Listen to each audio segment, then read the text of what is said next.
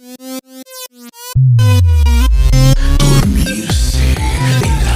morning students and welcome back to our YouTube channel. Here I am going to teach you SST third chapter, the Northern Plains, and this chapter is for standard 4th. So let's start. First of all, we shall focus on the location of the Northern Plains. The location of the Northern Plains.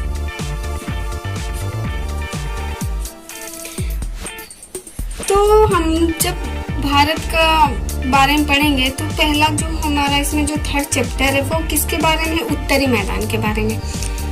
तो इसका जो विस्तार है तो northern plains जो है तो हिमालय के दक्षिण में पड़ता है, हिमालय के दक्षिण में पड़ता है, साउथ एरिया में पड़ता है। अब जब हम किसी भी मैप को देखते हैं, चाहे वो इंडिया का हो, श्रीलंका का हो, चाइना का हो, कहीं का भी हो, तो उसमें जो हमारा डायरेक्शन होता है वो ऐसे होता है। ये हो जाता है हमारा नॉर्थ, इधर होता है साउथ, और इधर होता है वेस्ट, और इधर होता है ईस्ट। ओके,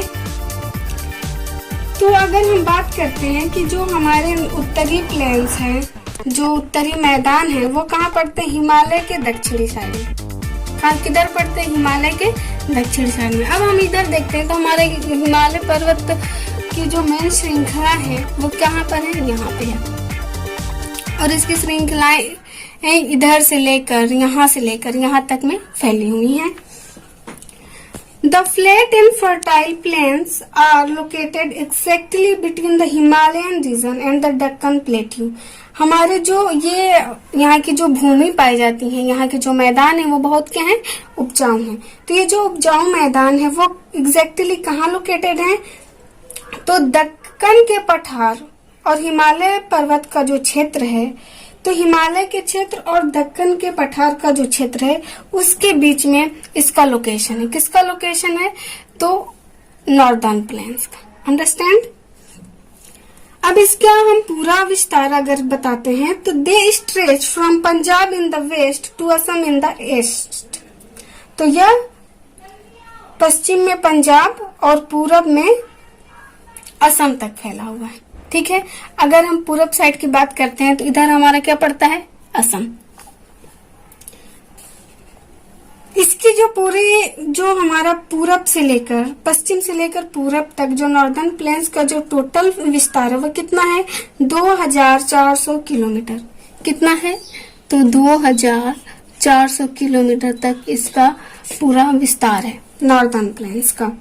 यहाँ से जो मैंने अंडरलाइन किया है, यहाँ से लेकर और यहाँ तक, ठीक है, और फिर यहाँ से लेकर यहाँ तक ये यहाँ पे क्या पाए जाते हैं, नॉर्दर्न प्लेन्स। और यहाँ से मेन रिवर्स निकलती हैं जो हमारे लिए क्या होती हैं, बहुत उपयोगी होती हैं। और इसमें कौन कौन से स्टेट्स आते हैं, तो they cover the states of Punjab, Haryana, Uttar Pradesh, Bihar, north eastern parts of Jharkhand, West Bengal, part of Assam and the union territory of Delhi. तो ये जो नॉर्दर्न प्लेन्स में जो स्टेट शामिल होते हैं वो कौन कौन से हैं, तो उत्तर प्रदेश है, पंजाब में हरियाणा, बिहार, और उत्तरी पूर्वी भाग का झारखंड, पश्चिम बंगाल का में और असम। अब हम बात करते हैं, since the mighty river Ganga flows throughout the northern plains and they are also called the Gangetic plains। और इसी नॉर्दर्न प्लेन में ही हमारी जो मेन रिवर है गंगा वो यहीं से निकलती है। ठीक है, अब यहाँ पे जो मैंने पॉइंट किया है यहाँ से, ठीक है, यहाँ से हमारी गंगा नदी निकलती है, गंगा नदी। ठीक है, ये जो पॉइंट है ये कौन सी है, गंगा नदी की है। और ये निकलती गंगा नदी, ये उत्तर प्रदेश का पॉइंट है, और यहाँ से गंगा नदी निकल रही है। और यहाँ से हमारी जो है तो यमुना नदी निकल रही है। और यमुना नदी के किनारे कौन सा शहर हमारा लोकेटेड है, तो आगरा। और जब ये दोनों नदियां निकल कर आगे बढ़ती हैं तो यहाँ पर आकर ये मिलती हैं, तो इसको क्या बोलते हैं, संगम। और ये कहाँ पर आकर मिलती हैं, तो इलाहाबाद में आकर मिलती हैं। अब हम बात करते हैं यहाँ की भूमि की, कि नॉर्दर्न प्लेन्स की जो भूमि है, जो मिट्टी है वो कैसी है। तो यहाँ की जो भूमि है, The Indus, the Ganga, the Yamuna and the Brahmaputra are some of the important rivers। Thar originate from the Himalayas and flow through the northern plains. अब हम बात करते हैं नॉर्दर्न प्लेन्स में। तो यहाँ से कुछ महत्वपूर्ण नदियां निकलती हैं। वो नदियां कौन सी हैं? तो गंगा, यमुना, इंदस, ब्रह्मपुत्र। और ये नदियां जब निकलती हैं तो ये अपने साथ चट्टान को काटकर, मिट्टी, भूमि अपरदन, ये सब काटकर अपने साथ बहा कर ले जाती हैं। और ले जाती हैं जब, तो ये अपने किनारों पर, है ना, मिट्टियों को छोड़ देती हैं, जमा कर देती हैं, छोड़ते हुए आगे बढ़ती। तो वही मिट्टियां क्या होती हैं? बहुत उपजाऊ होती हैं, जहां पर अच्छे से कृषि की जाती है।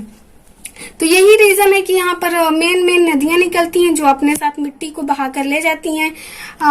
तो और वही मिट्टी जब वो किनारों पे छोड़ देती हैं तो वो क्या होती है? उपजाऊ मिट्टी होती है, जहां पर कृषि अच्छे से की जाती है।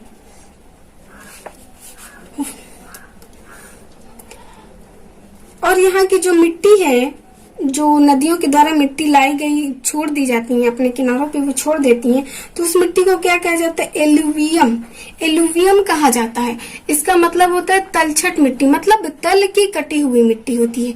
जब नदी का बहाव तेज होता है तो अपने साथ चीजों को, मिट्टी को काटते हुए, अपरदन करते हुए ले जाती है। और फिर जहां पर उसका बहाव कम होता है तो वो वहां पे मिट्टी को छोड़ देती है। और वो मिट्टी क्या होती है? उपजाऊ होती है, जिसे एलुवियम कहा जाता है, जिसका मतलब होता है तलछट मिट्टी। अब हम बात करते हैं river basin in the northern planes. अब हम उत्तरी मैदान में जो रिवर बेसिन हमारे पड़ते हैं उनके बारे में हम बात करते हैं। River basin in the northern planes.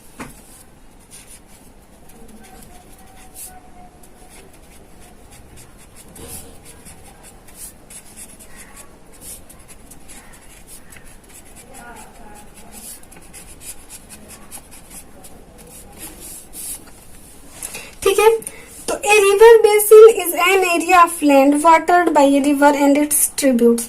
तो रिवर बेसिन एरिया वो होता है जो अपने साथ सहायक नदियों से क्या करता है? पानी लेता है। River Sutlej, Ganga and Brahmaputra originate in the Himalayas and drain the northern plains. नदी, गंगा नदी, सतलुज, ब्रह्मपुत्र, ये सब जो नदियां हैं हिमालय से निकलती हैं।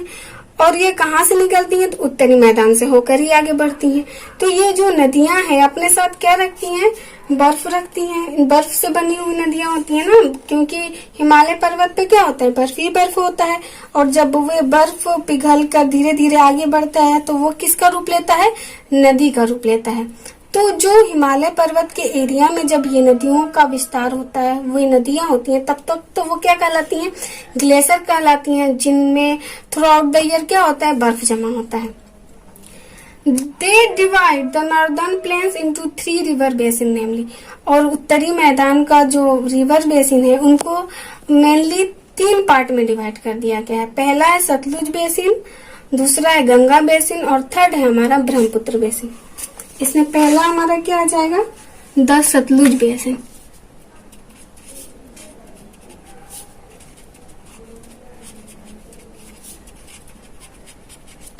ठीक है,